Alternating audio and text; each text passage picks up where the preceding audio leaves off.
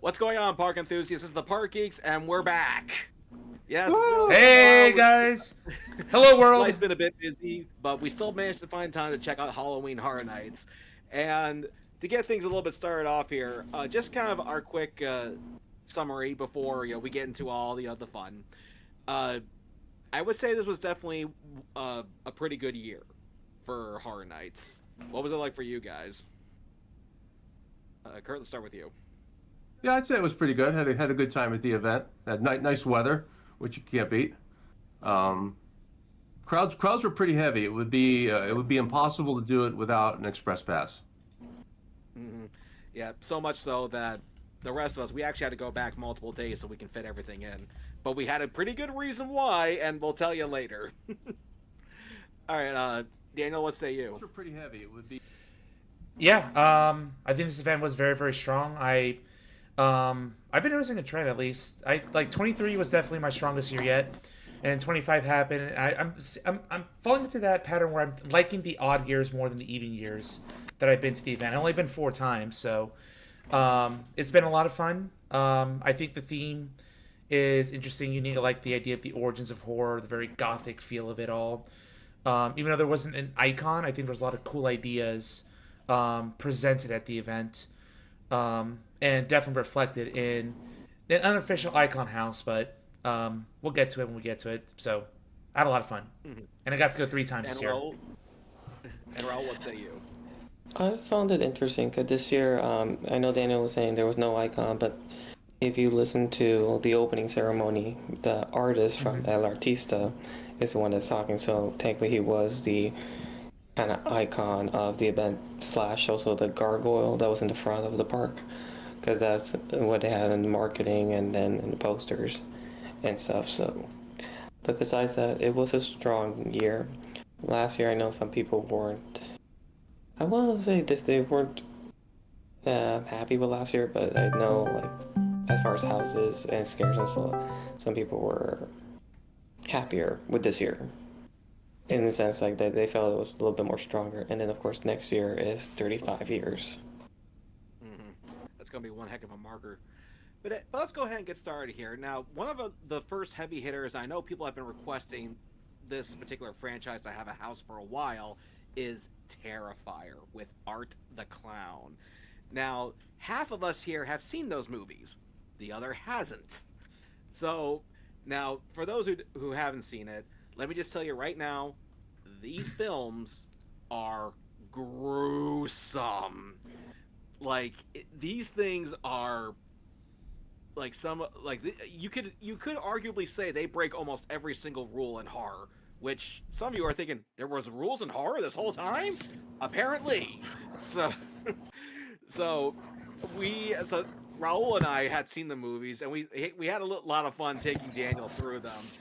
And as we're walking through the house, I'm actually pointing to Daniel like, "Yeah, that's from the movie. That's from the movie. That's from the movie." I'm kind of like taking a peek over his shoulder, up my shoulder, and I can see he's like, Yeah, so yeah. with that said, Daniel, what were your thoughts? Oh man, I was definitely very concerned about this house because I'm still trying to navigate the entire world of horror, especially when it comes to gory flicks. But I ended up very pleasant surprised. Like it's just one of those houses where I just felt like a complete roller coaster of emotions going through it, and I think for something within a creative medium, when you can just remember the feelings you went through going through a house, I think that's easily a candidate for most impactful, most memorable of the event for sure. So I laughed, I cringed, I was in awe about all the effects and just the playfulness of the actors in that house. So it was. I also think it was the longest house at the event. I wasn't sure how it compares to the Hollywood version, but it was great. It makes me strangely want to go check out the films out of morbid curiosity, even though they're probably kind of do them in spurts. Maybe go like kill by kill and be like, all right, I'm just gonna All right. do that and then like go watch some puppies or something just to desensitize. Life is gonna be good. Yeah. So what say you, Kurt, the other one who had not seen these movies? Oh, it was pretty good for a gross out house. One question I had for you guys though, in Hollywood, there's a warning sign that says you will get wet. to this haunted house. I noticed I was watching the video for the Orlando version. Apparently, you can choose to bypass the wet zone. Yes, it had two. I saw at the end. Right, right. So how wet was the wet part? 4 out of 10. I'd say like slightly more than the Jurassic Park River Adventure ride. It would honestly depend on the night because there's some people that would say that they didn't barely got soaked, and then some other nights, some people will say, "Oh, they got drenched." So Yeah. it depends on the night. Interesting. Yeah, because at the Hollywood version, you didn't have a choice. You walked through and you got wet, but it was just really minor, little spray. Obviously, it's supposed to be blood, but it just kind of like you know, it was nothing like any other ride I've been on. So it's just kind of like it's sort of something. It was similar to what I've experienced before. I don't really see it warranting a warning sign out front that you're going to get wet. It just kind of like I was disappointed, at least in Hollywood. It's more than mist, obviously, and the other thing too. I did both endings, but I only did both endings once, just to kind of get a general idea. And one thing I noticed that when I went through is they seem to be blowing smoke in there to try to disorient you so you don't know where the water is dripping from, which to be fair is actually a pretty good idea.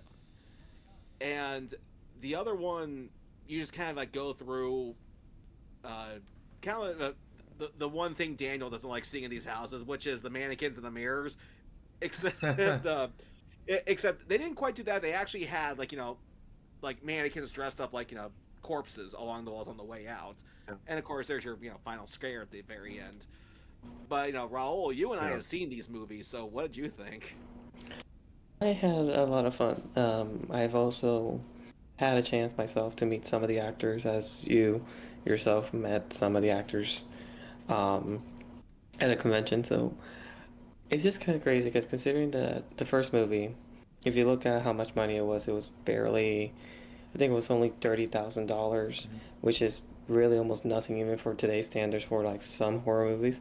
And the fact that this became a franchise, 3 movies alone, and already has a haunted house, has a music video with Ice Nine Kills, has a skin in Fortnite.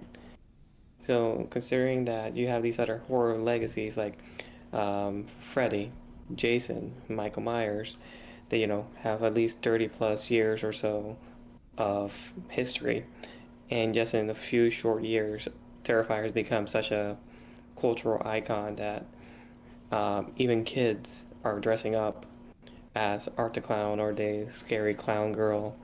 Yeah, they're warning their parents. Okay, just so you know. But still, it's more impressive. I had fun in the house. The art, the clowns themselves were fun, amazing. The first time I went through, I was wearing my Terrifier shirt, and one of the arts was like clapping and waving at me. I'm like waving back. It was just it was a great time. This the first time I will say watching Terrifier 3 in theaters, which was my first time seeing any of them in theaters. Half of my time, my mouth was like. I did not know how to react, and it was just a unique experience. Yeah, I actually have a deal going on with. I have a deal going on with Kurt where if I watch the original Shining, not the miniseries, but the movie, the Kubrick movie, he has to watch a Terrifier movie. I'm not sure why that equates, but okay. Yeah. But anyway, I watch something of yours. You watch something of mine. Yeah, but The Shining is considered a classic, a horror classic. I'm really shocked that you hadn't seen it. Well, I haven't even to watch it now. It really is. That was one of my first anyway, films. I want to say one more thing about the Terrifier in Orlando. In Hollywood. I watched the video from the one in Orlando. There's one thing one of the differences I noticed in Hollywood, they have a break the fourth wall moment, where they have one of the attendants. Usually, they have the attendants throughout the queue, throughout the house, right, with the little flashlights waving you to go on. Mm-hmm. Well, there's one of those there, and also he pulls his hood back, and it's Art. Oh, that's awesome. And he lunges for you. And they had another one. You go a little bit further, and you go back into like the break room, like so quote unquote backstage, at the house, and there's a guy in the art costume, but without the face makeup and stuff, and he's smoking a cigarette and playing with his phone, and he says, "Hey, don't bother me. You're not supposed to be back here. I'm on break." So he's like supposed to be one of the scare actors on break, and then Art comes out from behind and kills him. That is Oh, I wish awesome. I could have experienced. It sounds like you guys had the better house because that is well, epic. You know that part was different. I've never seen the break the fourth wall before in any of the haunted houses. That's the first time I've seen it, which is why I remembered it. But looking at the video though, I thought the quality of the house overall was better in Orlando, except for those two scenes. Mhm. And as I thought that was clever.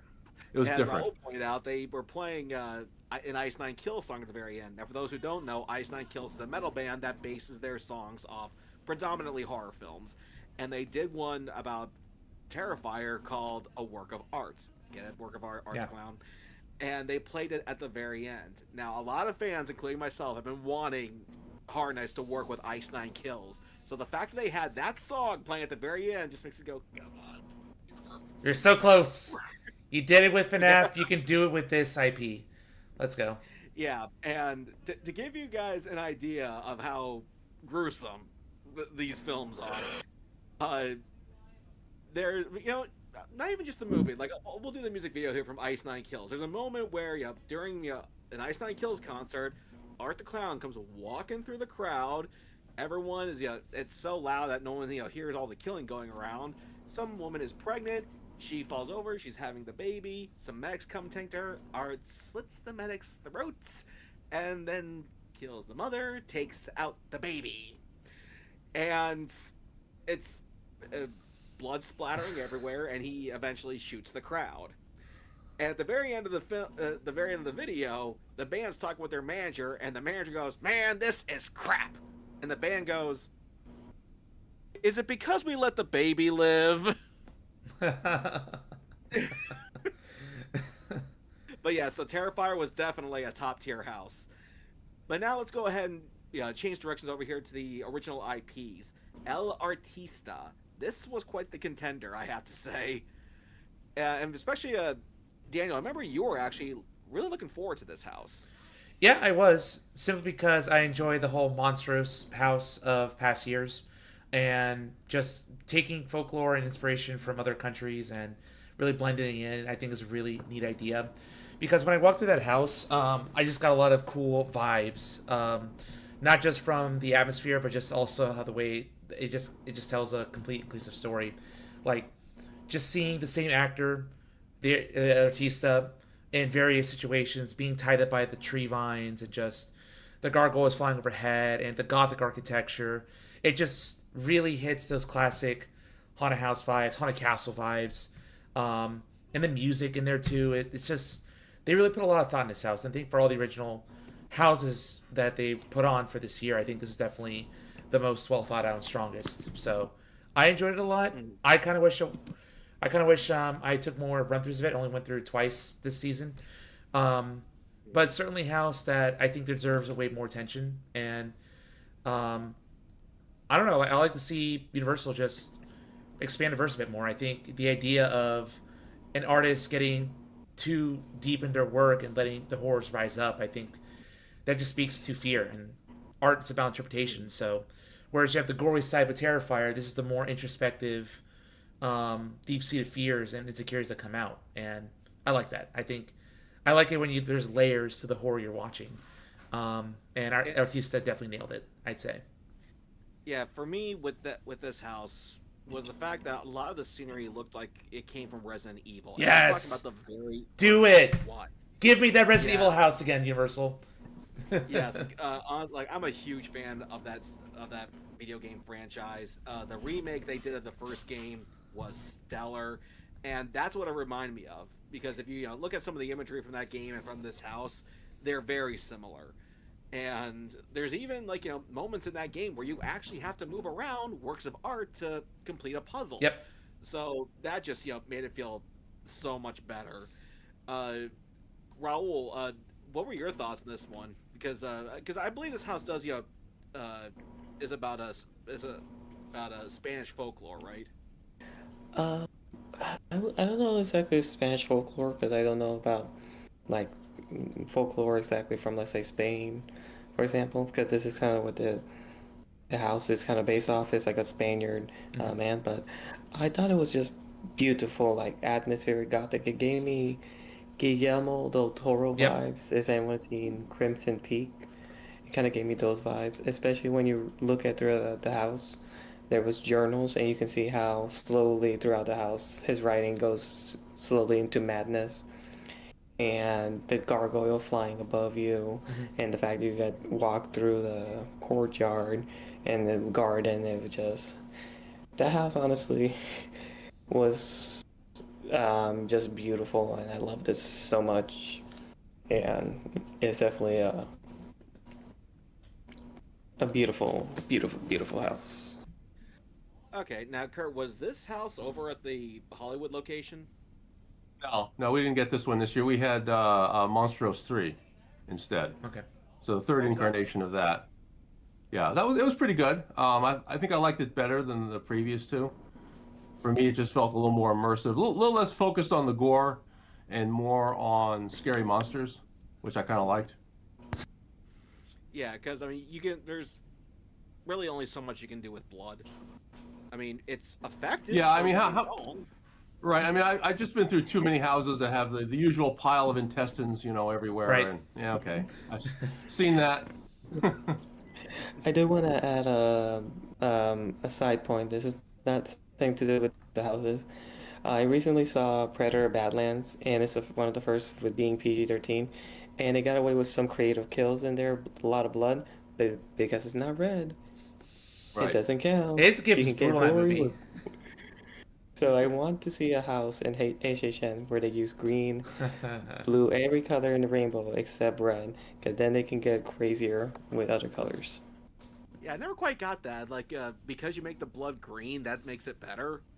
It's PG-13. Less realistic, I guess. You can't really. It's Maybe. just, yeah, it just shows you how stupid the Motion Picture Association rules are, is what it is.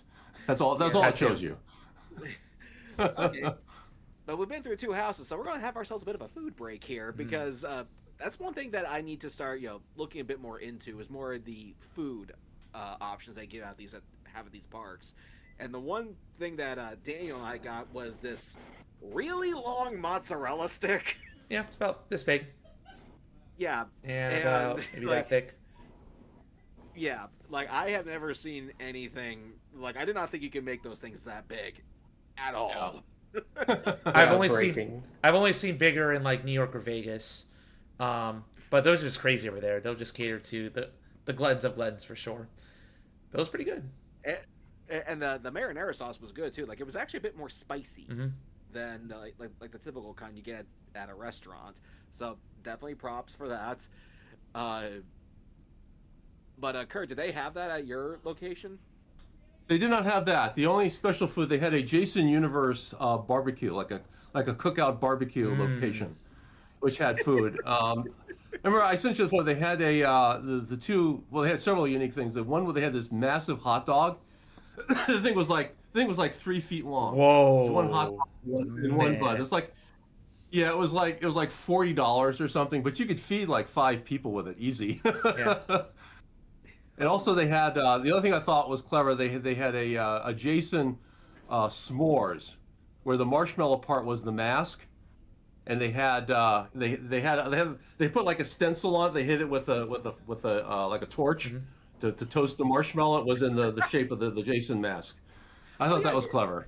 Didn't they actually do that last year with the Ghostbusters house? Yeah, they did the Stay Puft Marshmallow Man s'more, but this year it was Jason. I like the hot dog was unique looking. I mean, you could feed your whole group with that. It was just one of those. Was there anything inside the hot dog? Any extra toppings? It was just loaded with all the usual stuff. There's onions. I think it might have even had chili and cheese and Oh heck yeah! who knows what else. Jalapenos and they just threw everything in there.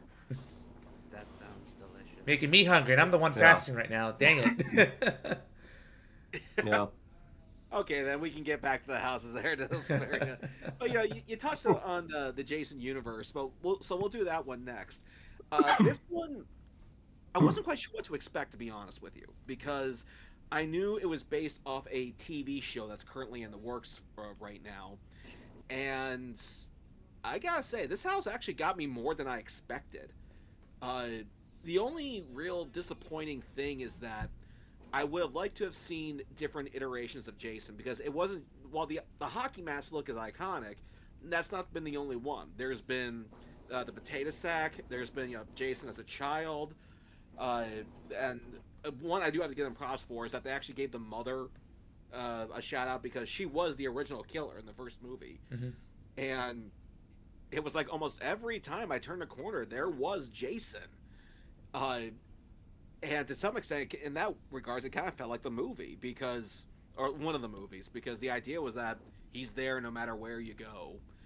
And I also think they utilized that space for the in the Fast and Furious ride pretty well, because if you've been through that space before, you know there's a tiny little section that leads outside. So they just made that part of the campsite set. So I thought that was brilliant. That was a great Hmm. use of it. They're getting better at So that every year. yeah, definitely. But Raul, what say you? For the Jason, Jason house, yeah. I enjoyed it. I will kind of disagree because when I went through it, I saw him with no mask that looked burned. I saw the one with him with chains around his body when they try to drown him in the lake. I saw him, of course, with that. I think I did see him with potato sack. So I did see the different versions of Jason, which I thought was interesting because you were getting a variety of the Jasons, including, of course, the original killer, Mrs. Voorhees. And I will say I did appreciate where the break they had, in a way, was Mrs. Voorhees, because normally the first year they had a half house, which was the Blum house. There was nothing in between the first half of the house and the second. Second year, which was Chucky, they had sometimes a scare actor in between there. They at least had something out there. This time, at least, it felt more cohesive, even if we're taking a break throughout the house. Then we had Major Sweets And last year. oh yeah, I forgot Major Sweets. Yeah, that one I enjoyed just because it was all continuous. That there was no break per se, which I did appreciate. It was shorter, of course, but Jason, even though it has that break, at least there was something happening. Mhm. Um, I was disappointed there was no Jason X from space. Yeah, I keep hearing Well, to about be that fair, I film mean, and moment. yeah. Well, to be fair, it's kind of hard to imitate space when you're on a campsite. I mean, you have different versions of Jason. It wouldn't have been hard just to say, "Oh, Jason is there," with like the space gear. Like you didn't have to make it sense. It just would have been cool to have a small shout out, considering that um, the last two films that you have of Jason, Kane Hodder version is Jason Goes to Hell, where he's barely in the movie, and then Jason X. Mhm. Daniel, what say you? Um, I hate to admit this, but before I went in that house, I haven't seen a single Friday the 13th film. Sorry, I did admit that. Yeah, I know. I'm catching up bit by bit, Shame. but then I rectified that by watching the first Friday the 13th film at Halloween with friends. So that was good. Even though you don't get to see really the killer because of the twist that happened until the very end. So just very secretive kills, one by one. And apparently, I just learned about the meme how Jason really hates horny people. So, really hates, like more so than the typical slasher. It's like, oh, someone's getting frisky, they're gonna die. Yeah, that's actually one of the rules of Yeah, surviving a horror film is don't get laid. yeah, it's kind of a meme, yeah. Yeah, and I just felt that throughout the whole film. But anyway, for the house itself, it's broken up in two segments. So the first one is at Camp Crystal Lake, um, which I didn't have any context about how it looked like in the film, but it just looked like pretty standard cabin fare. But it gave me a lot of the same claustrophobia and moments as the Yeti house from a couple years ago, and that was really cool because they reused costumes of the Yeti, but here you have Jason popping in and out, and he got some good scares on me too. So I think no matter where you're at in the house, because it is very close and because there's boo holes around every corner, you're definitely gonna get spooked for sure. And then I think they take that concept to stretch out the final hallway at the end, where it's just nonstop and it's super long, nonstop barrage of Jasons popping out at you, with fog effects. And that definitely, if you're claustrophobic, this is definitely one of the worst houses to walk through, because you're just gonna feel so trapped and bombarded. So it was fun. It was a very traditional haunted house experience. I wish I did it more than once, but it's just one of those houses that you have to rope drop it. Otherwise, it's going to be super long lines the whole night, just because everyone uses Express for that one, and it's very annoying. So, yeah, overall, fun house. Very fun house. Kurt, did you have a Jason Universe house? Yes, we did. We did. It's slightly different, judging by the video from the one in Orlando. I think the one in Orlando looks better. In general, I think the Orlando ones look better. But I did notice in Hollywood that I did not see in the video for Orlando. They had a scare gag that I don't remember ever seeing before. Is that you come in one of the early rooms, you come in, and there's a bunch of the usual dismembered mannequins, right? And there's a couple of decapitated mannequins in chairs, right? We've seen that 1,000 times, right? No big deal. So you're walking by, and just as you get to the corner there, one of them suddenly stands up and reaches for you, because it was a costume that was a costume of a decapitated corpse, and I don't remember seeing that before. I thought it was a really good scare. I was not expecting that, so they get points for that. And they used the same thing, similar idea a little bit later in the house. They have where Jason is basically cutting somebody's head off in front of you, right? And the arms are flailing, and he just pulls the head up. It's the same kind of thing. There's somebody inside the torso kind of thing, so make it look like it's a decapitated body with the arms waving around. Now that was kind of cool. It looked much more realistic than you usually see in those types of things. So I kind of like that. That impressed me. But I will say, one house here that did not impress me, and I know Daniel felt the same way, was Grave of Flesh. This one, it had a cemetery vibe as if you were underground, and you would think that would bring out the claustrophobic vibes, but this really didn't. At least for me, it didn't. For me, this kind of felt like just a typical house. Nothing about it really stood out. So I have to admit, this house was probably one of the worst ones for me this year. I feel like it's one of those houses. I can really remember it. Daniel, what about you? I feel like it's one of those houses where it's kind of traditional. Like every year, there's like a house that seems like kind of shoot in, or at least this is where they ran out of budget, because with all the IPs they got in this year, I'm sure FNAF was expensive, and obviously Jason Universe, well, maybe not Terrifier, because it's more of they have a good relationship, and it's just an IP that popped out of nowhere, and then Fallout had to be very expensive. So unfortunately, Grave of Flesh just kind of got the short of the stick. Very similar costumes throughout, although some decent scares in the second half. You get that feeling of claustrophobia, and I like the idea of it, looking up at your own grave, and you get that earthy smell to it. But I just kind of didn't really get it, even upon watching future videos. It just felt kind of very barren and typical. So just a kind of a crowd eater, a time waster. Didn't leave much of an impression on me when I walked out of there. Raul, was your experience any better? For which house? For Grave Again? of Flesh? I thought it was unique, especially you entering the grave, you're seeing, the grave above you. I just thought some of the costumes were unique and everything. It was hard to, like, for example, save for sure. I had a good run, at least on my times I went through the house, so I can't really necessarily complain too much.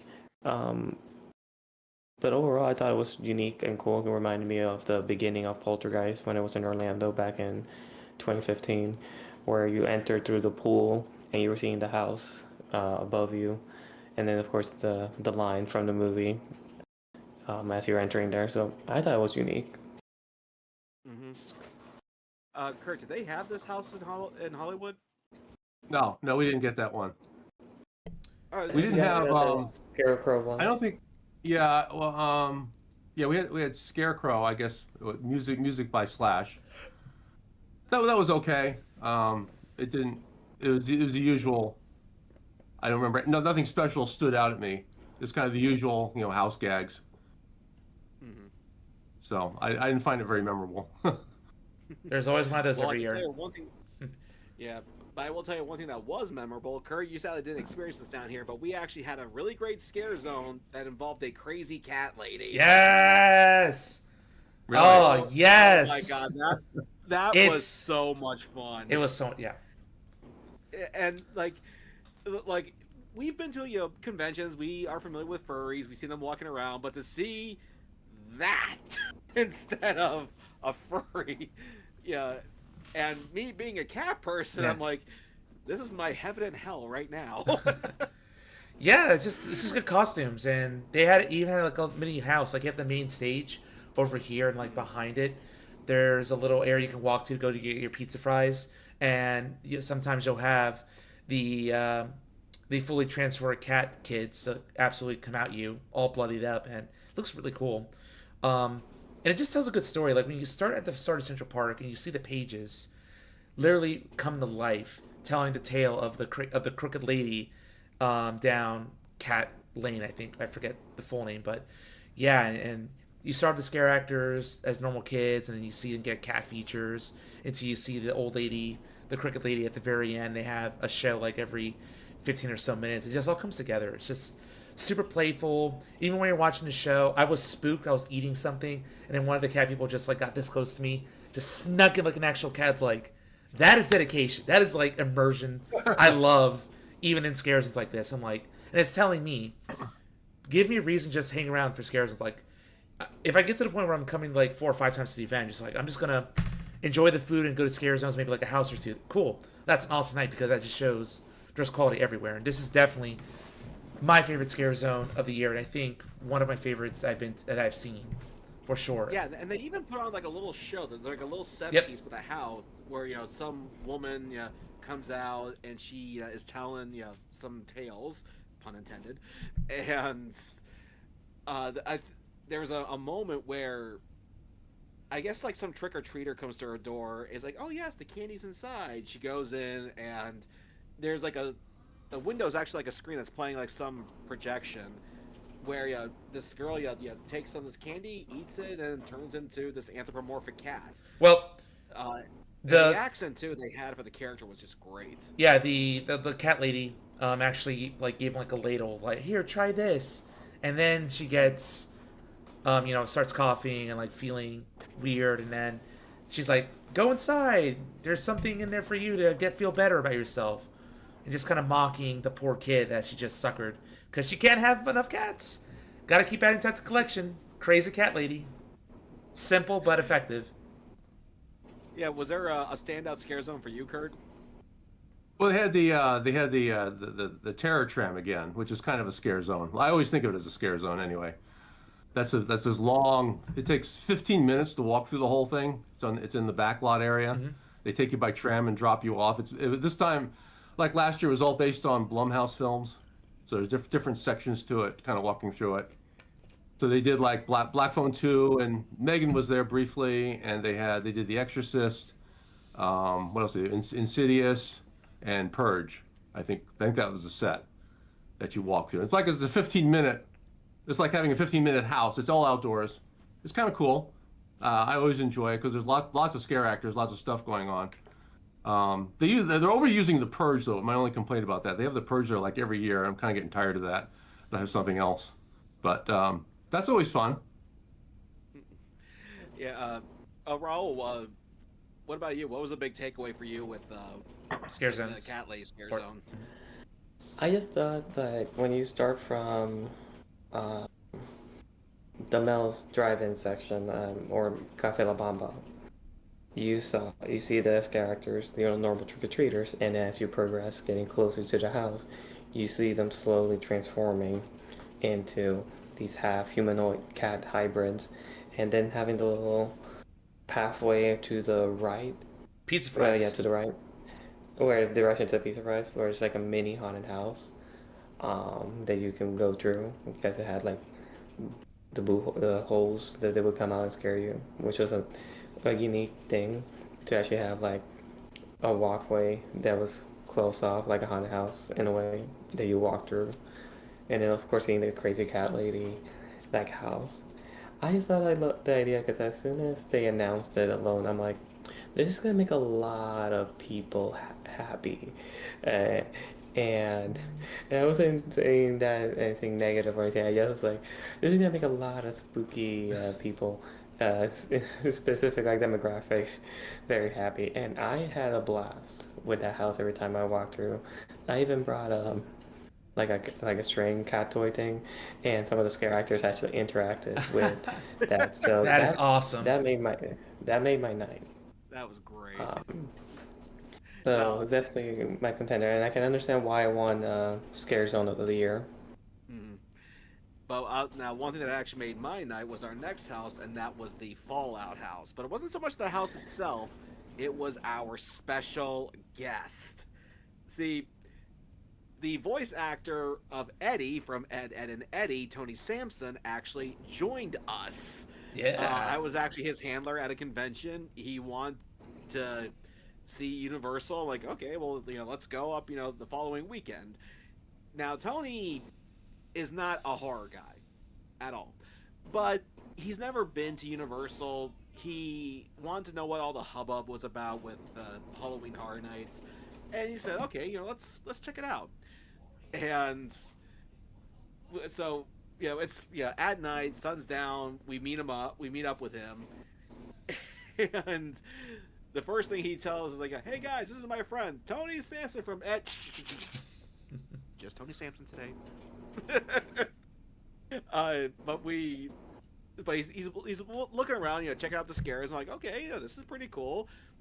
But we tell him and his girlfriend, like, dude, you gotta do at least one house while you're here. Just one, not the. You gotta do everyone, just one. And turns out he's a fan of the Fallout series, so he agrees to do that one. So we go get in line, and it's roughly an hour, which still long, but by Horror Night standards, that's actually not that long. Not a And fan of that we're key going- though. This is very Pigpenish. It's like, ugh, very hot. But so we're going through the switchbacks, and he goes, "Man, I hate lines." And I go, "Unless they're made of white powder." And he's like, "Listen, man, I've done everything. I'm like, even men." These guys and his girlfriend start laughing, and his girlfriend goes, and there's Tony going, "It's not gay if you don't look." Hey, it's like you have to pass the time. They were fun. They were a lot of fun. It seems to sound like he's talking over a blowjob. I was like, "What are you talking about? Like, he and his girlfriend were just goofing off the whole time, and we were in that line. And then finally, Raul goes, "Can we get a picture with him?" So I go, to Tony. He's like, "Hey, they want to know they can get a picture with you." Yeah, sure. And so we took a few pictures with him. One of us like in front of the house with the banner, and which I absolutely love that picture. And he gives Raul back his phone, and Raul's got this mile-wide smile on his face. He's like, "I'm at Horror Nights with Eddie." And Tony goes, "Listen, it's okay. I shit my pants like everyone else does." Like, being in that line with him made it that much better. And when we finally got to the house, we made sure his ass went first. Mm-hmm. And because he was actually kind of looking forward to this, he was hoping it would be like the Volts from the show. So you walk in there, and sure enough, the first thing you see is like one that we're like in one of those Volts. Vault 33. And Yep. they got Tony more than a handful of times. But he always tried to play it off by sounding like Eddie right afterwards, like, "Psych, you owe me a quarter." And as someone who didn't see the series at the time, it actually made me want to check it out. And honestly, I'm glad I did. It's a pretty good series. And going through the house, I then recognized, like, okay, like, yeah, we saw that creature, we saw that ghoul, we saw this monster. It was a pretty solid house. Like, I have no intention of playing the game because I'm just not a big fan of open world games. But How dare you not play a game that I haven't played? What's that? How dare you haven't played a game that I haven't really played as well? How dare you? I mean, Tony's played it, but uh, he legitimately liked the house, and that's what I always like try doing. I always like to try to impress out of towners whenever I show them my backyard, as I like to call it. And but still, like these guys, just seeing them crack up, and like them even showing their friends at work, it's like it's Eddie from Ed and Eddie. I went to Hard Nights with them. That was just great. So anyway, Raul, after the fangasm, what was it like for you? Specifically, we're referring to, of course, That Fallout, house, right? the Fallout house, yeah. I'm not gonna lie, slightly disappointed. I don't know, like, I was expecting a few more of the other creatures effect. I don't know, I was just, like, the giant mech suits looked, I don't know, it's kind of hard to describe. I was hoping for a little bit more. I still like gonna go through the sets, the vault, especially the show. Like, I love the show, and seeing some of the references, of course, in it and everything. Was it the worst, for example, house I've been through? No, but I'm not gonna say also it wasn't my favorite per se. I enjoyed it. I have fun with it.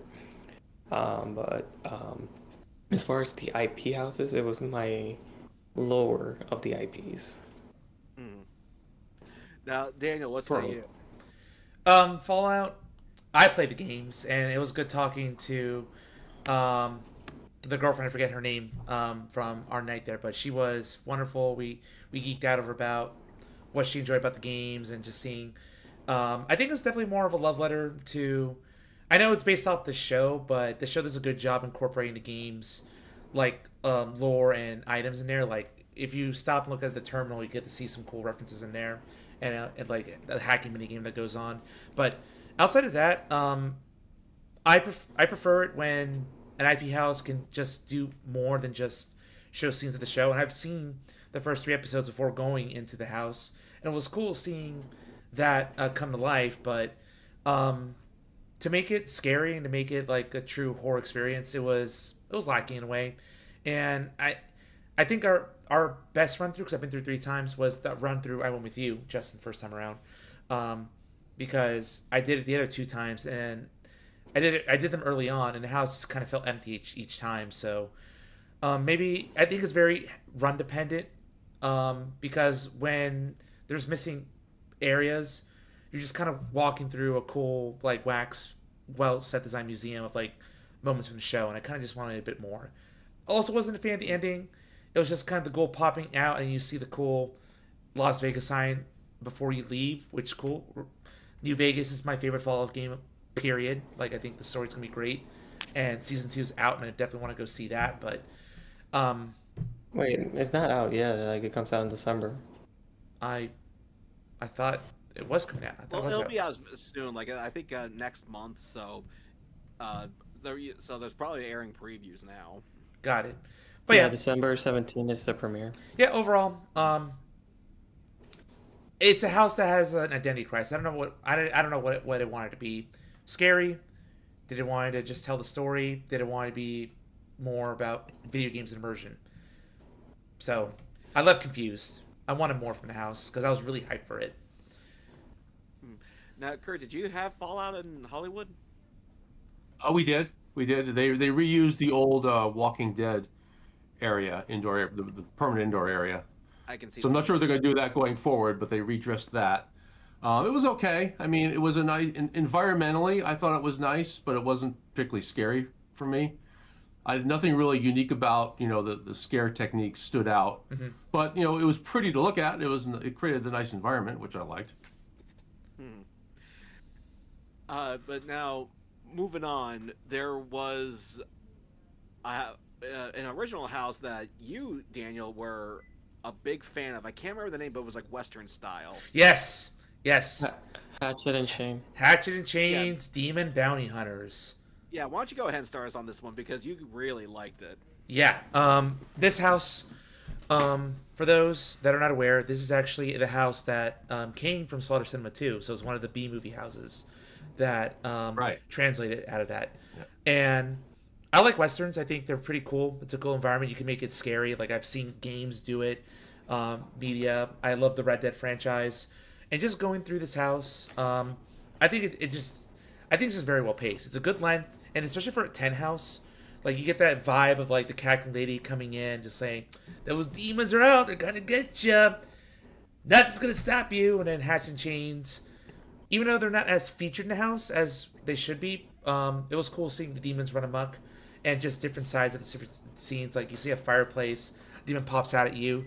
You turn the corner, you see Hatchet right there, trying to, or I don't know who's who, but one of them was wrapping the guy in chains, just kind of pulling him back. So that was probably Chains, whatever. Anyway, so, and then just some cool effects. Like you go through a train station, you see the train coming by. You have floor activated panels that drop down. Just good techniques, good pacing. The smell in there was also very strong.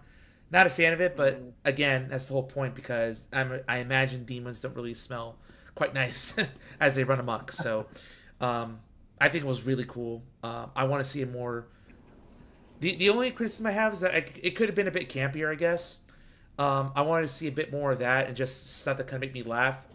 But as an overall package, I mean, it delivered. Like, it's my vibe. I enjoyed it. I do want to ask, most of you did Slaughter Cinema 2 last year, correct? Yep. Yes. Yeah. All right. So would you say that they made like a good choice of picking Hatchet and Shane from Slaughter Cinema as kind of like the house to convert from small portion into a larger storyline? Yep. I'd say so because most people don't really associate the West with horror. And this, I think they did a really good job with. I mean, one of my favorite aspects of that house is they had what I call a floor scare. Now, for those of you who don't know what I'm talking about, scare actors are usually coming out of the walls, sometimes from the ceiling. This one actually had a scare on the floor. There's like a chimney right there, and there's someone or a mannequin, coming out of there and scaring people. That was cool because no one's looking down there. They're just keeping their eyes ahead. So that was a really creative use of that space. I will say there's something I missed from certain HHN houses. I remember there was one of the Walking Dead years. Don't ask me which year exactly, because if you know your history, there was at least 5 to 6. But there was one. It's a year I want to say they introduced the character of the governor, and Daryl's brother comes back. I think it was season 3, maybe 4. Besides the point. There's one portion. They also had this in the Alien versus Predator house where you had to crawl. Basically, you had to be on not your knees, but basically you had to Why? Yeah. squat and then go to a tunnel to get to the next half of the house. I kind of miss that, but I can also understand why certain people won't be able to clack, clack, clack, clack. If you have bad knees, yeah, it would be a problem for some disabled people, or just elderly people too, going through it. Mm-hmm. Well, there's also another aspect where instead of a normal path like this, it was tilted like this because the boat was sinking. Oh yeah, I remember that house. Yeah. I think that was it was actually fun. just last year too. No, it wasn't last year. It was, I believe it was either 2015 or HHN 25 or 26. It was like a bayou in New Orleans house with like a voodoo queen and stuff. I just don't remember the year. Kurt, did you have this house? No. Sounds like it. No, sounds we didn't like have it. you It was missed out. nice. Yeah. I like Slaughter Cinema, and I remember that segment. That'd be a good segment to have. Did you guys have like a different segment from Slaughter Cinema? No, we only had. Remember, Hollywood only had 8 houses. You had 10, so we didn't get that really? much. Yep. Yeah. I thought you guys got 10 as well. No, we got 8, but we got some more. We got some different shows that you didn't get. We got the Terror Tram, and then there's 2 other shows we got too. We can talk The about. water show where the water world is. Yeah, Yeah, it's the purge. The purge again. Yet more purge. Yeah, that's actually a good point, Raul. Let's actually talk about that next, because I was really happy to have the Lagoon show back. However, I feel like they kind of dropped the ball on this one. because the idea was essentially the living world and the dead world, and up on the living world, the music was very like 50s. That's the only way I can like vintage happy Mm-hmm. music. And by the time we got to the underworld, it kind of sounded the same, only just with different lyrics essentially. It's like this doesn't make me feel like the underworld, and that kills me too because I love the lagoon shows that we've had in the past, like the one with Jack. Loved it, but this, like, I feel like they just wasted. It was wasted potential. Daniel, what say you? Um, I think it's an important part. Like, the more stuff there is to do at HHN, the better. Helps crowd control, especially in a year as busy with all these IPs. Um, but I definitely enjoy my content with just a bit more substance behind it. It just seems like a pretty generic Halloween show as far as really cool lights, good imagery. It's just, okay, well, I didn't really come out of there excited or like happy to be there. It's just like, okay, just kind of a time wasting thing. I just want to munch my food and just enjoy something pretty to look at. So there's a lot of potential there. They have the technology. I know they can do it with the Cinesational show that they have there. That's pretty good. But they just got to figure something out. I think it felt derivative of the last time they tried to do it. Um, Hmm. but that was 3 years ago, so I don't remember that first iteration too well. But I think I remember liking that one because of the novelty of its newness. But if they're just doing it again, it's just like, okay, diminishing returns. That sort of feel you get from consuming, um, which won't be a problem with Nightmare Fuel when we talk about it. But for something like this, yeah, could have been better. Could have been a better show. Yeah, Raul, what say you? I forget what year it was. If I'm not mistaken, they had one in 2019 when Stranger Thing was first there, and I believe they had one in 2021 when they came back. And the Lagoon Show then I thought was really cool because they incorporated the different houses they had this year Mm-hmm. of like that year. Mainly, of course, the IPs. Like they had a Killer Clown of Outer Space section, Ghostbusters section. They had Stranger Things, and even the classic Universal monsters with the music and the water effects and the projections on the walls. I thought those were really great because, of course, the music just it got you pumped, and especially getting people there. It's like it felt like it was getting you ready for the Halloween event. Like if the water show was the first thing you do, it's like, ooh, that's all they got here. Oh, let's go. This one, I enjoyed it. It's a nice break in between, let's say, doing this houses or scare zones. But I do agree. I was expecting a little bit more. I don't know because my expectations was like, oh, we're gonna see some of the stuff from the other IPs. Terrifier section, maybe with some Ice Nine Kill music, Fallout, um, WWE. I don't know, like different things like that. And it wasn't. It wasn't. It wasn't horrible or anything, but it was like, mm, Mm-hmm. it was okay. I'm Yeah, Kurt, hoping. what was like one of the different shows that you guys had? At Hollywood, you mean? Mm-hmm. Yeah. Yeah. Oh, like I said, we had The Purge, Dangerous Waters in the Waterworld Theater.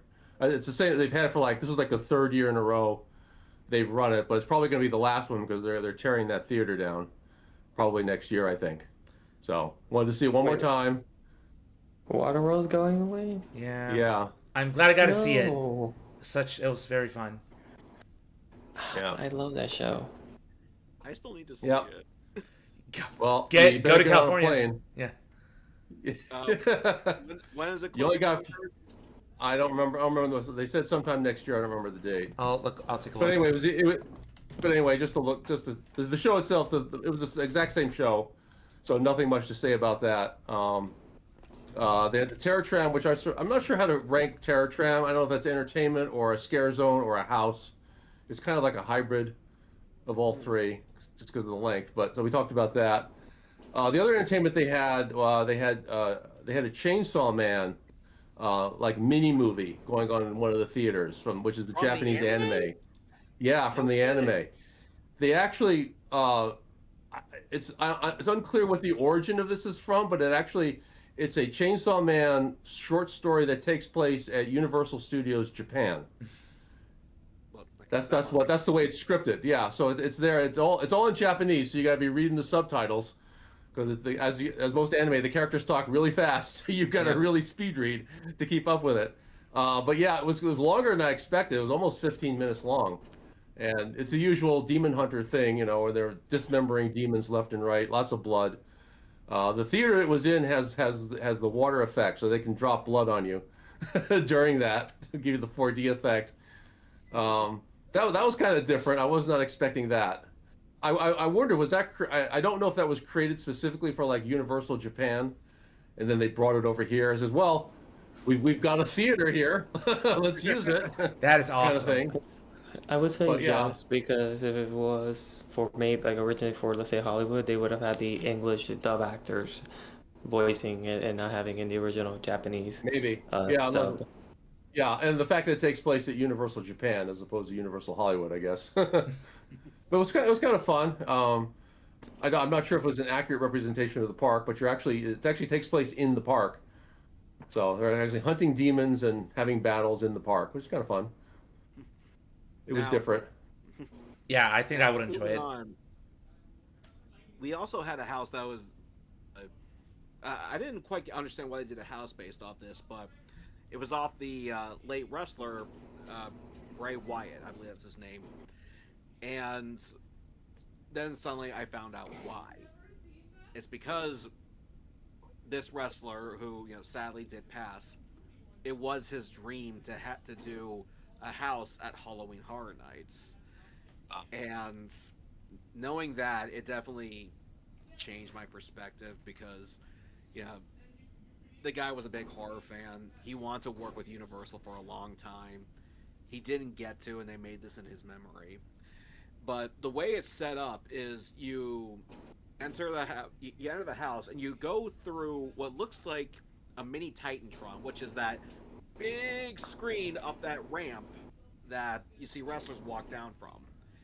And as soon as you walk back in there, you see like bodies of the WWE staff and like there's blood smeared all over the place. And the deeper you go into the house, the different nightmares of the six people from the Wyatt Six uh, have like their own little section, and definitely effective. Uh, Definitely like the story because there's like moments where you're like outside the arena, then you're going back in, and I wish the guy could have seen this. Yeah. Because yeah, like I've never seen a house based from a professional wrestler. Now, granted, I didn't expect one off an R&B singer like The Weeknd, but yeah, I used to watch professional wrestling. I've seen wrestlers who have some sort of a boogeyman. I wouldn't say horror, but boogeyman gimmick, but never got deemed worthy of a house. But this one, not the best, but considering what a tribute it was to this guy who loved horror and wanted to work with Universal, I can't hate it.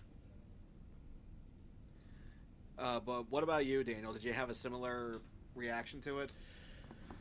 Um, it's just one of those houses where, while I didn't get it, and I went did my research after the event to understand more about Bray Wyatt and the whole Wyatt Six backstory, it's pretty dang interesting. Like it just kind of plays out. I'm not sure if you're familiar with the term in ARG, but it's just basically it's it's basically kind of like a meta reality. So like a fictional series, and they take like snippets and videos of like real time events, and they have this continuity to build up into some big event or reveal at the end. So that's basically how the White Six operated before he made his debut, like on the ring, and I think won some titles. Like so, he was a good wrestler too. So walking through the house and just seeing the passion and just feeling like every actor come out and the costume design was really neat. I've never been really much of a wrestling guy, but it just makes me appreciate the fandom and the craft, and I can just tell when you walk through it, all the sets, top notch, all the stories. I think really cool. Just him talking to himself, it just really peels back like his inner demons and what he wants to do to basically save his family or just become the best man he can be and be a great wrestler. So, um, it was really fascinating. There's this weird segment in there where you go to like a Pee Wee's Playhouse sort of deal, or I don't know what you call it. It's like this daycare, Yep. and that was neat. And the bayou where a lot of the backstory takes place, all culminating into a rocking chair with a lantern on there. Um, it was so surreal. It was surreal, and I appreciate that. And it got to moments like there's an area in there where you get double scared, and that was really cool. So, um, I only got to do it twice, but um, it's one of those houses where I feel like I should have walked through it more to really appreciate it.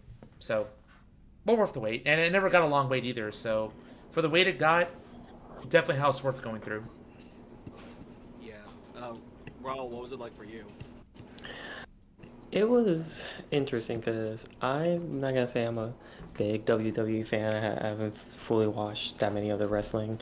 I do have some favorites like Cody Rhodes, Lana Ripley, um, and I'm saying maybe John Cena only because I do enjoy him as Peacemaker, and stuff.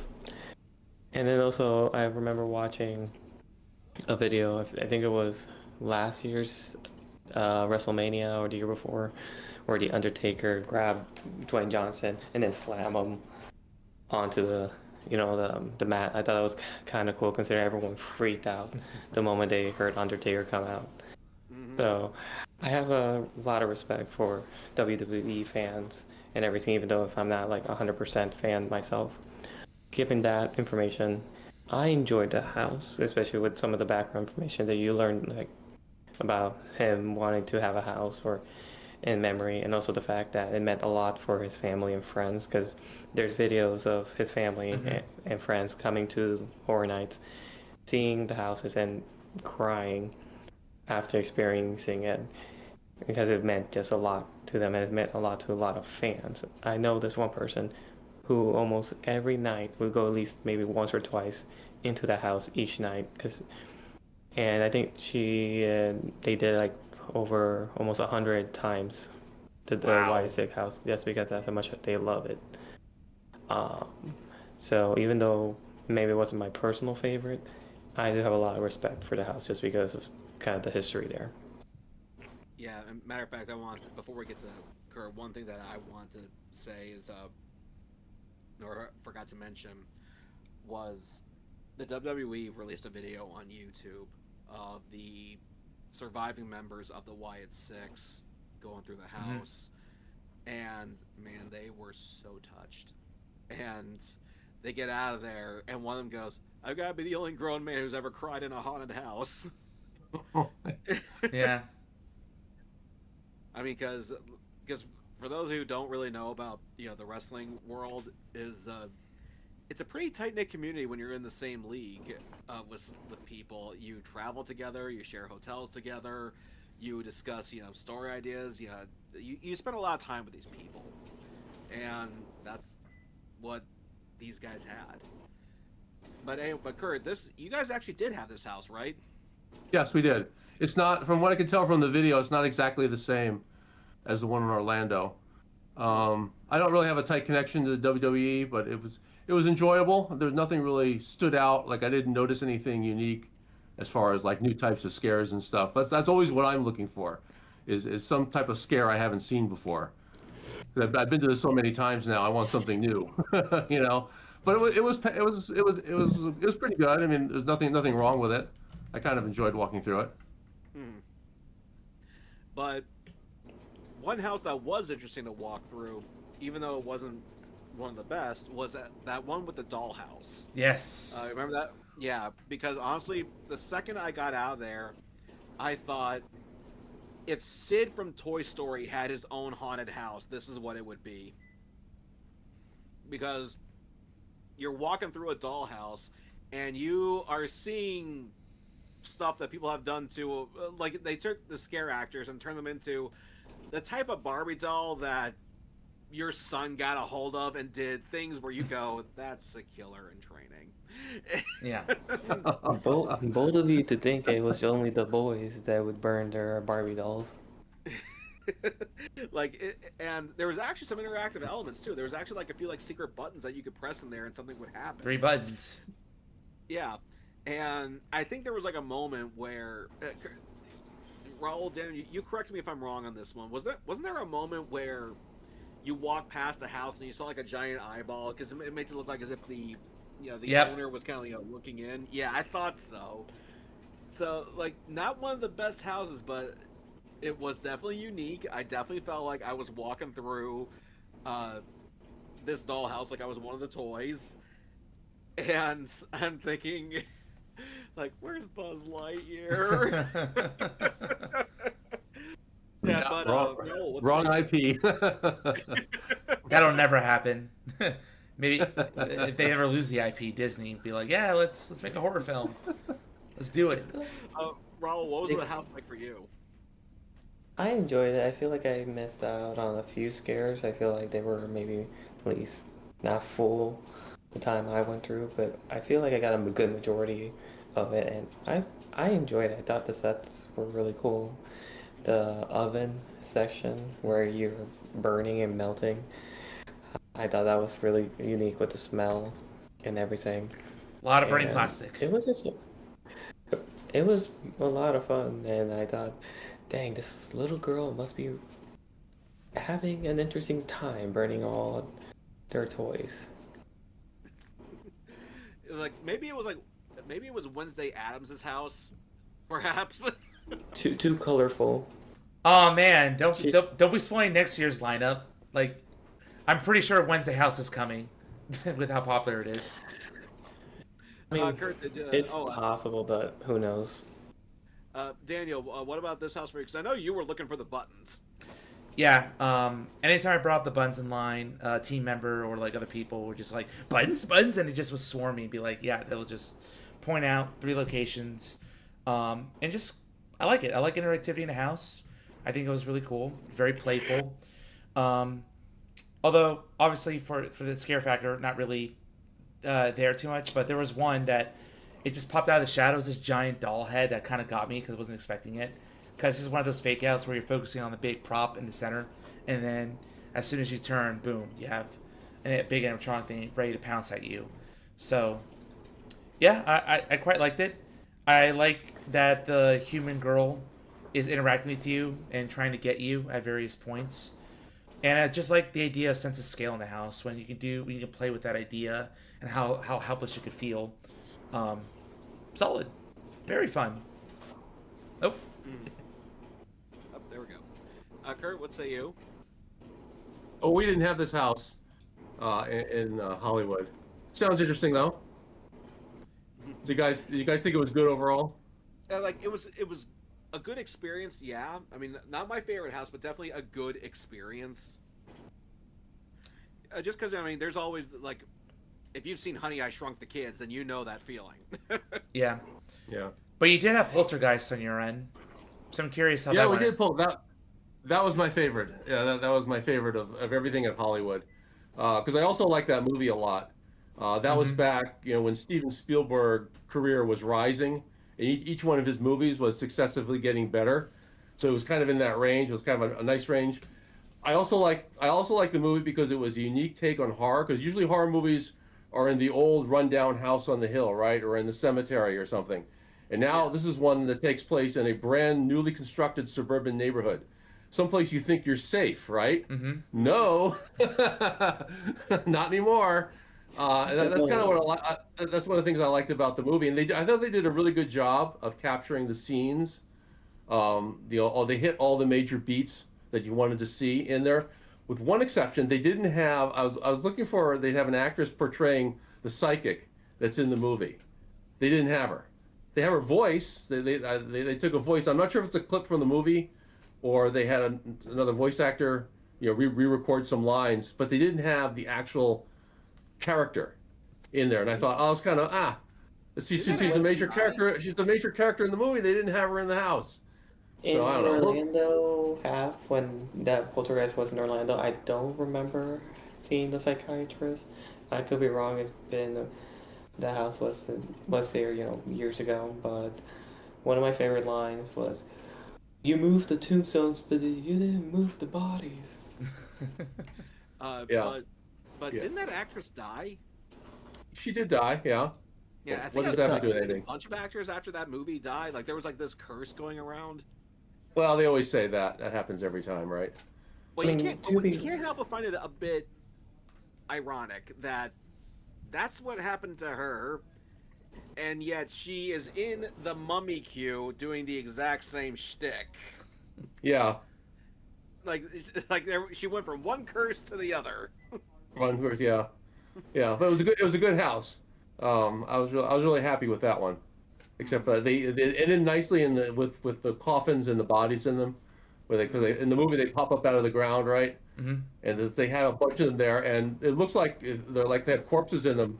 But then you go somewhere, and it turns out like the half of them are actually scare actors, and they all they reach out at you as you go by in the queue, and they all do it at the same time. They're like in this one long kind of crooked corridor with all the coffins and the bodies and those corpses there. And they go all at once. They kind of get everybody at the same time. Nice. That's kind of fun. Yeah. I love it. Yeah, so that was the highlight. I want think for the night for me. I want to see more of that in Speaking the of highlight, queues. Hmm. speaking of highlight, one food highlight for me was the fried carrot cake. Oh lord! Oh my Like you god! might look, Daniel and I, we had the fried PB&J like a few years This ago. blows it out of the water. I want more of that. It's like I'm on a diet right now. Like I've lost 10 pounds over the past couple months, and it's like I don't care. Give me that. That is so good. I have a sweet tooth. Yeah. Deep fried carrot cake with cotton candy. Well, on it. technically air fried, but I guess that's kind of the same thing. Was it air well, fried? deep That's good fried. for an air fried Yeah. dish. Goodness.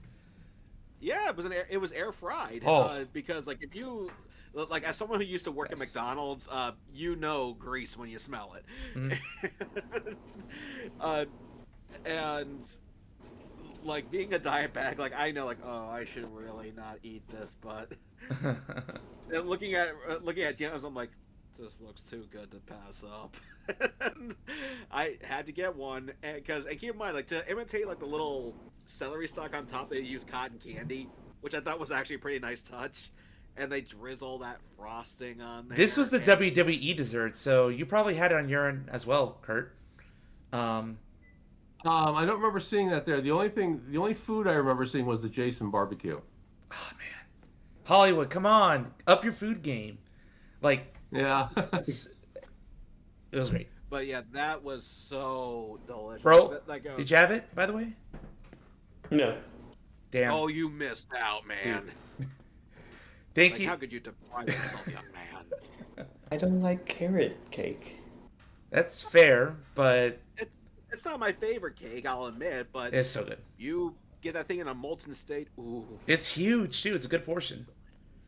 Yeah, that was the other thing that surprised me too. Like I was expecting like this very like thin slice of cake. No, it was actually pretty decently sized. It was pretty good thick, It's pretty like- good size. that Like, okay, this is actually a It- decent value. couple inches high. Yeah, Yeah, just make sure my personal trainer doesn't see that video.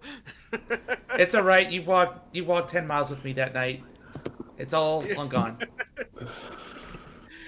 And now, moving on, our last of the original houses was Gawkin Monsters of the North. Now, this one I liked, because it kind of felt like a sequel to the monster. I can't remember the title, but it was like the monsters of Latin descent of Latin America. Yep. Yeah, that's what it felt like a sequel to. And as soon as you walk in, like they have like the Norse motif, kind of like this cave or log cabin setting, and you're seeing this turning picture of the different monsters you'll be seeing throughout the house. Now you obviously have no idea what they are, but you see their carnage and their destruction and what they're capable of, and living here in Florida and Kurt in California, like, yeah, we're definitely familiar with Latin America, or the Latin culture, I should say. But the Norse mythology in folklore, like that was actually a bit different. So I definitely appreciated that. And I have to wonder, like, what did you guys come up with, man? Jeez. I mean, like, we thought Art the Clown was bad. Like, you guys think of some really screwed up stuff, too. So, Raul, what was that house like for you? Oh, it's my favorite house. Really? Yes, it's between that and Terrifier. They flip flop for me. Just aesthetically beautiful. Like the music in there was great. Set design beautiful. Um, I just love the story with it, the scares. It was just amazing, honestly. Like and whenever I would talk during horror nights, I would talk about Gulkin. Like if you can do any houses, do Gulkin, Terrifier, and I would say maybe Hatchet and Chain as far as like houses, because those were like my top favorites. But yeah, Gulkin, my favorite house, honestly. It might be my number one. Like I said, it flip flops with Terrifier. Mm-hmm. And Daniel, what say you? Oh man, this is definitely one of the houses. I hyped it up when we were at the park, and I think it definitely did deliver. However, when I went through it, like maybe it was just our run throughs, but I felt like there was some areas where it was just missing some actors in it. Maybe I needed to go to a different time of the night and really get the full experience. So that was kind of a little of a downer, but I love the atmosphere, man. Like I think Norse mythology is really cool. It just makes me want to see other mythologies explored. Like one day, Dreamhouse. Let's get some J horror in here, some Japanese folktale horror. Let's get some yokai in Demon here. Slayer. Yeah. Well, not just from like an anime, but like actual the legends where they inspired from. Like it's legit terrifying. I want to see like a Fatal Frame house where you get like up close person with like creepy ghosts, rope demons, and kitsune, and just a lot of really cool ideas that can come. But anyway, about Gawkin, I like the tree, evil tree spirit idea, the druids. 'Cause that's a very big thing up there, very like kind of nature focused when it comes to their mythology, and the cool gigantic puppet at the very end where you Burning go. Man. Oh, that's right. Was it a Burning Man? I saw a giant Wicker Man, but No, I'm talking about. Man. the part after that, like you go inside and it's like the skeleton, and it's this huge Oh animatronic. yeah. It's I think that's Gawkin itself, and then inside of it you get to see like its pulsating organs. That's a way you end a house. Like that's a really cool way to you hype up the Gawkin monster. You go inside its beating heart, and you have like more of these mutated demons or spirits come at you, and that was cool. I just wish there was more density in the scares and the interaction. I think that was a bit lacking. So, but yeah, cool idea. Maybe I just didn't have the best runs.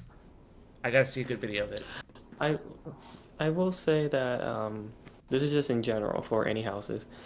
If you go during the first like 2 weeks, you usually will be able to find generally a fuller cast because of course at certain points Yeah. some of them may be getting sick or just like different reasons. So like I have noticed that for certain nights you may unfortunately be missing several points. Like maybe not anything noticeable, but if let's say you're a returning person, you'll notice which parts are missing and so on. So Go there's nothing earlier. against them. It's just, I mean, I'm not saying that always happens because sometimes, most of the time, like it's also just, for example, cast one group has full, the other group may not. So it's also of which set of cast members you get. It's a lot of different things happening, so it's never one exact thing. Now, Kurt, I don't think you guys had this house over there, did you? No, unfortunately, we didn't get that one. Uh, was there like, did we cover all the houses from California, or was there like another one that we're missing? No, we've done them all. Well, except for Freddy's. We haven't gotten to Freddy's Yes, yet. because that's The 'cause finale. one thing I wanted to mention too about some of the houses there is that they're actually bringing out quite a bit of animatronics for these, and I loved seeing those because there's only so much you can do with the human form. So when you bring out an animatronic, one that actually has like full range of motion, definitely good. Which leads us to Five Nights at Freddy's. Now, as someone who like, I enjoy watching people playing it, but I'm not a big fan of playing the games myself, except for Into the Ball Pit, which is like a point-and-click adventure game. I did see the movie. The movie plays out kind of like an episode of Are You Afraid of the Dark from Nickelodeon.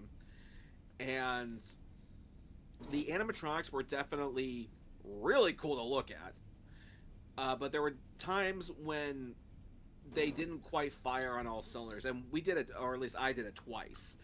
Like there was even moments where I would actually stop because I want to, and and despite the line, kind of waiting to move on. Like I want to see this thing move, but it didn't. Like, all right, fine, have it your way. As I continue through the house, but they also played with some of the silhouettes in there too, which I thought was fantastic. Was it the scariest house? No. No, it wasn't.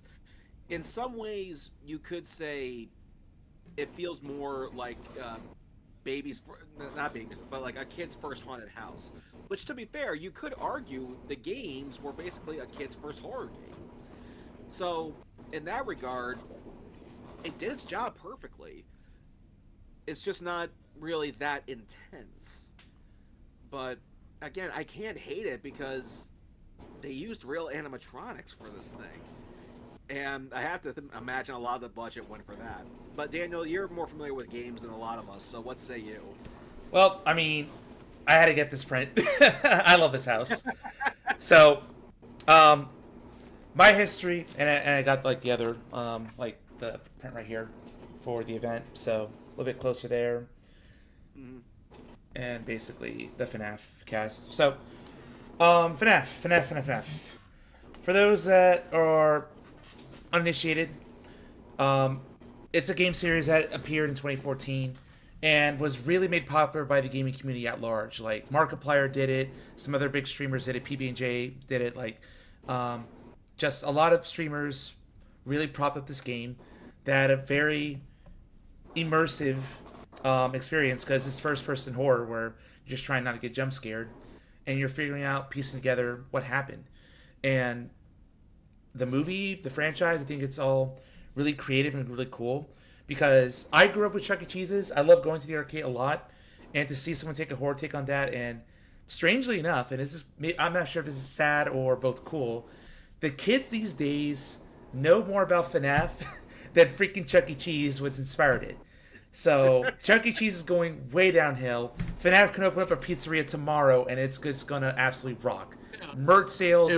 Yeah, merch sales are through the roof. Like, I just think it's just one of those houses where it was just kind of a dream come true. Because I've been pushing for a house like this for a while. More gaming, because gaming is such a big part. Like not only just films, and while it's not the scariest, like I think the set design and the way he progressed the house was really neat. Like getting this close to animatronics like that straight from the movies. Man, that's like what Universal is all about. Like ever since its inception, ride the movies, experience the movies, and just man, like I stream games. I love games. I love when I get their attention. So for FNAF, and seeing that translate to the merch, and also the last food item that we had, or at least that I had, was spaghetti pizza. So a giant slice of pizza, yay big, with spaghetti meatballs on top, and it was actually more delicious and filling than I thought it would be. So super indulgent. Some people I showed it to thought it was like a really weird food sin, but honestly, I think you don't knock before you try it. It was good. I'm happy I went to the event. I wouldn't be surprised because of the immense draw. It was the most crowded house of the night outside of Jason and Terrifier. Constant wait times, and everyone in line. 150 to 180 minute wait. And you just turn every night. Yeah, and you just turn to people, and people's like, "Oh, I don't watch the games," or "I just saw the film," and yeah, cool. It basically is Babu's first haunted house, but when it can hit the notes, respect the fans, and just provide a unique experience, I mean that's huge wins in my book. So I didn't really like it the first time, but when I went the second time, I appreciated it and had the full fan experience. Like I just rekindled my love for the franchise. I think it more than earned its spot in the HHM lore. Now, Raul, you're a bit more familiar with these games than Kurt is. Sorry, Kurt. So, what was your take on it? I enjoyed it. I mainly played the first game because when the first movie was coming out, I wanted to at least. I think actually no, I got the game after I watched the first movie because the thing that got me interested in the movie was of course seeing certain videos of people playing Five Nights at Freddy, and then also Matthew Lillard being casted Yep. as Good old in Shaggy. the movie, and of course I am also a fan of the other actor Josh Hutcherson, but of course Matthew Lillard, and so Blumhouse I will say it can be a hit or miss. Sometimes they can have really solid hits like back to back, and then other times they can just have one bad movie like Imaginary. I didn't even watch that movie, and but besides the point. So I was very excited, and the fact that this movie still made 150 to 160 million dollars worldwide, while also premiering at Peacock for streaming. So if you have a streaming subscription for Peacock, you can technically watch at your house. So the fact that people still went out into theaters to see this movie says a lot about the fans and everything. So I went to the house. Thankfully, I was able to not wait so long. I got there. I got lucky there, and there was few missing moments. Like there was a moment with the cupcake was supposed to be floating. I didn't get that. Yep. Um, I saw most of the other animatronics and everything, and seeing the stage and them dancing and moving, not dancing, but moving and singing. I thought was cool, and the fact that there was only very few human actors in it, and it was mainly animatronics, I thought was unique. Not the scariest, like you mentioned, but it was fun. Like I'll be honest, even me being a fan of FNAF, I would not wait 180-minute No. wait for that house or any house. Like I'm sorry, I want to be able to enjoy the event and do other stuff. Like I'm either gonna buy an express pass, or if I'm a frequent, ticket holder that I'm able to come back multiple nights, I'm just gonna come back another night because 180 minutes. I'm sorry. Plus that Now, facade. Kurt, as a residential outsider, what was it like for you? Well, I liked it. I didn't think it was very scary, but it was kind of fun seeing the stuff. I've seen the movie, so it was kind of fun seeing from that perspective. But yeah, the wait times just went insane. It's obviously an incredibly popular IP because I had the early access to the event, and shortly after the event started, which was like 5:30, I noticed on the app the wait time went to 3 hours for that house. Oh dear lord! Yep. And that's at 5:30, and it just started. It's already they're posting 3 hours. It was ridiculous. Unfortunately, I had Express because it would have been impossible. You can't. It's impossible to do everything in one night without Express. And so we lost Raoul. Particularly in Hollywood with the shows. If you want to do the Terror Tram and you want to do the Purge show and the other Chainsaw Man show, I mean that's right there. That's a solid 2 hours to get through all this just to do the shows. And so there's no hope of doing the houses when there's a 3 hour wait. Because as it is with Express, it took me 6 hours to do everything. That's a continuous 6 hours. I didn't sit down and rest at all. That's just from one house to house to house to Scare Zone to Terror Tram to Waterworld show, one thing after another was 6 solid hours. It's a long night. So it's a long night. So, Yeah. but speaking of shows, we still need to talk about this, and that's Halloween Nightmare Fuel. This one they actually changed things up a little bit more with this, not just with the songs and the dances, but they even changed up some of the tricks and the ending. Mm-hmm. That I was looking forward to seeing because I didn't, as much as I like this, I didn't want it to be the same thing over and over again. Like I want to have changes, but it's got to be real noticeable ones. Something I can go like, okay, that was not there last year, or that was different. And I would say for this one, they definitely delivered. Like I said, different tricks, different dances, and a different ending. So it was definitely a step up from the last year. Daniel, let's say you. Yeah, I think there's more variety in here. While there's less flame effects, I mean, they still go all out. I think the music choices were a lot of fun. Like they had that song, I wish I remember the name of it. It's like "Here Comes the Boom," and it's like everyone's getting into it. People are just hooping and hollering. Oh, Give Me That Boom by Skindred. Yeah, I think that was a good music choice. I was smiling the whole time, even with the the used circus setting. It was just cool, just seeing the synergy, the energy, the costumes that came out, the creative use of fire. I think they had like hats that would just light up with stuff of actual flame. And then a contortionist just came out of nowhere towards the later half of the show. That's right. Everyone went nuts for that contortionist. Especially the ladies. Oh yeah, it's like you think we have hot ladies over here. Well, men, we got you covered too, or ladies like too. It's like it's just it was fun. It was a lot of fun. If they're gonna keep this around, because I don't know how long the Fear Factor sheet is gonna be there, but yeah, just keep raising the bar. Keep. We had a good ending this time. Like it's not a depressing ending. Like the lovers reunite, and yeah, you feel happy for them that even in this circus of chaos, they can just come out embracing and surviving the nightmare together. So it's just cool to see something different, and I trust this team. They can keep it fun every year. So I'm never gonna complain about a show like this. It's a good people eater, and yeah, I liked it. I liked it. Now, do you have an equivalent of that show over there, Kurt? Nope, no, we don't get anything like that. That's probably what they're going to do with the. Oh, Raul says his computer died. That's probably what they're going to do with the Waterworld Theater. Is actually probably drain all that water and put something like that in there. Yeah, I don't remember what they're going to do there. And Daniel showed off some art that he purchased. This was mine. Yes, you got signatures. Yeah. Look at that. Who signed it? And I got like 5. Technically, there's 6 signatures on here. We have Art the Clown. We have the brother and sister team, and also her. I don't think they ever gave her a real name in the movie, but I also had the artist sign this, and he's the most recent one, and he actually wanted to take a picture of this thing. Like he absolutely loved how this thing looks, and especially like how it caters to both fandoms. It caters to both fans of the movie as well as Horror Nights, because they have like the arches here in the background. On the pillar there, it says "Art was here." So this looks just beautiful. I absolutely love this thing.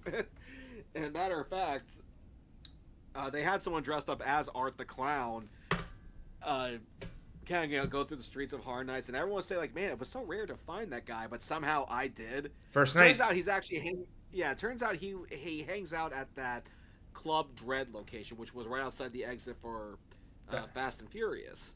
And it's really made to be more of a dance club, not really a scare zone. And that's where he was hanging out.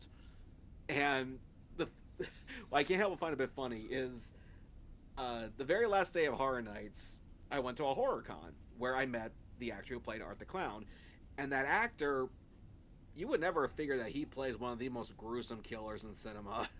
Because he was so happy-go-lucky. It's like, oh, hi, good to see you. Yeah, thanks for coming. Well, that makes sense, because clowns have to entertain people, so you got to be able to play up that role as a clown character in a horror film. Yeah, but the clown doesn't talk in the movie, like, at all. Although oddly, he's a fanboy of Santa Claus. I did see a little scene like that. Yeah, it's adorable. And when I met the guy, I asked him, like, did you see your house at Horror Nights? And his wife revealed, we're going tonight. Like, okay, good. That's because they actually just put all the merch on clearance sales. He goes, bang! But the guy goes to his house. He loved it. And he actually did bump into Art the Clown there. And they got into a bit of a dance-off with each other. So that was a real trip to see. And the other scare zone that I really liked was that one that was in the LA section. I can't remember what it was called, but the sets for that I absolutely loved. And the costumes, of course, fantastic. The only one that really kind of disappointed me was that gargoyle one out in the beginning. Just because it just seemed like the gargoyle was like the greater of things. So there wasn't a whole lot of set pieces out there. And like there were some like a little up the road Mm-hmm. because they had like those little mausoleums to the houses that they had. The IPs. Yeah. Yeah, but I would have liked it if the gargoyle actually got to do if there was a bit more set dressing, I guess you could call it, or set pieces. My bad. But so, all in all, I'd say this year was definitely better than the last one, Oh yeah. By far. By far. hands down. But now comes the ranking. Yes. Now, Controversy. yeah. Now, yes. Now, Raul's computer sadly died. So, but he gave me the list here. He says at number 10, Fallout. Number 9, Dollhouse. 8, Grave of Flesh. 7, Five Nights at Freddy's. 6, WWE Wyatt 6. 5, Jason Universe. 4, El Artista. 3, Hatch and Chain. Terrifier, and then Galkin. So, Daniel, what say you? What's your ranking? Oh man, I've been mulling about it and just kind of going back and forth on a lot of things. But I think you'll like this ranking. I think it speaks to me, and I think a lot of people feel in the same boat. But number 10, Grave of Flesh. We hammered that out. I just think it was just kind of a last minute house. Whatevs. Fallout, unfortunately, will have to drop to number 9, just because just casting, and it didn't really have a good sense of identity. So I just wanted to see more from a house I was hyped for. It would be Dolls Let's Play Dead. I think that's just a really fun house to go through. Could have been a bit longer, but it's a 10 house, so for what they did, pretty good job. Definitely wouldn't mind waiting for that house again. 7, Galkin. Which I know that's probably going to upset Raul, but I just think I didn't have the best friends at that house. And I love the idea. If I had the ideal run, I think it would have made top 5 easily. It's just, I think that's the best climax of all the houses. That was really cool and memorable, but everything else up to that point could have been a bit barren. And one scare I really did like was like a bear pelt and then just zipping it down, just one of the tree spirits coming at you. I think that was pretty cool. 6, Jason Universe. I think it could have had a chance to go up, but it just too classic a feel. Kind of been there, done that, and I'm unfamiliar with the Jason franchise to really appreciate what it brings. But it was fun. It was scary. I wish I would have done it more than once. A House of Regret not doing more than once. 5, WWE. Started lower, kind of crept its way up during the season. I appreciate it a lot more after learning about the lore of the Wyatt 6, so kudos to that house, impressing me, a guy that's not even to WWE. 4, FNAF. I know I gushed about it a lot, but I can't deny its shortcomings. It was definitely on the Lord of the list because I was kind of initially disappointed, but I love FNAF. I love the idea of it. I am hyped for the movie that's coming out, and I just can't wait what they'll do with this franchise. So, thank you, FNAF. I'm glad it was a dream come true. Seeing an HHN. Wonderful stuff. Hatch and Chains will take my 3rd spot. Definitely not the best of the IP house, but it came damn close. Just could have been a bit longer, but again, I just wish I had the full sound stage treatment to get the full experience.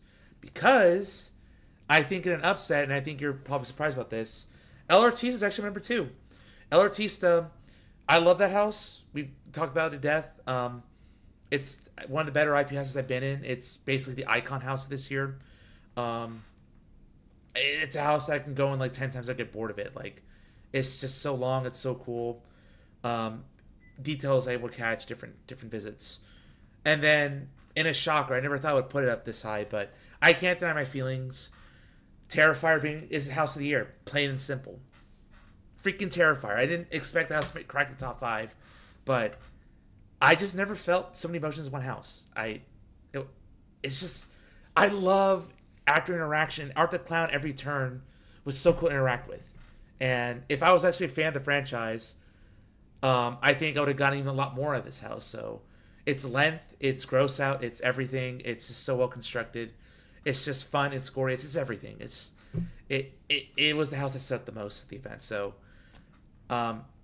whereas freaking Last of Us surprised me with how it did that year. We're one house of the year. I have to give it to Terrifier. So, yeah, Good job. Now I gotta go see the films. Yeah. Try to see the Have a films. barf bag on handy. Yeah. Kurt, what say you?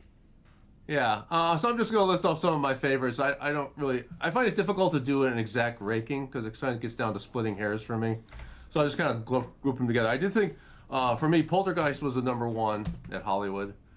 I think that was it was a good mix of nostalgia and it was a good house, very well good. Lots of callbacks to the movie, so I like that one a lot. So that's my number one. Kind of in the next group, I kind of like Monstros 3. That was pretty good. I like Five Nights at Freddy just because it was fun. It wasn't that scary, but it was fun to see anyway. I also put kind of Fallout around there. It was, like I said, it was very nice environment. Wasn't terribly scary, nothing really new.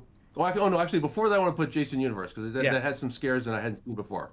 So I want to put Jason Universe up a little bit higher. Then Fallout. Probably then, most probably maybe Terrifier then, and then the last bucket is going to be Scarecrow and the WWE. I think that would be my general ranking. Okay, now for my general ranking. All right. For 10, just like with Daniel, I gotta give Grave of Flesh. I'm sorry, guys.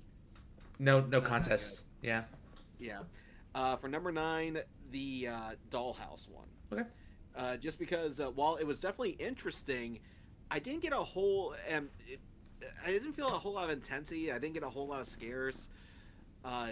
So that unfortunately is at number 9.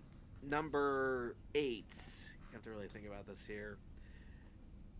I would probably put. I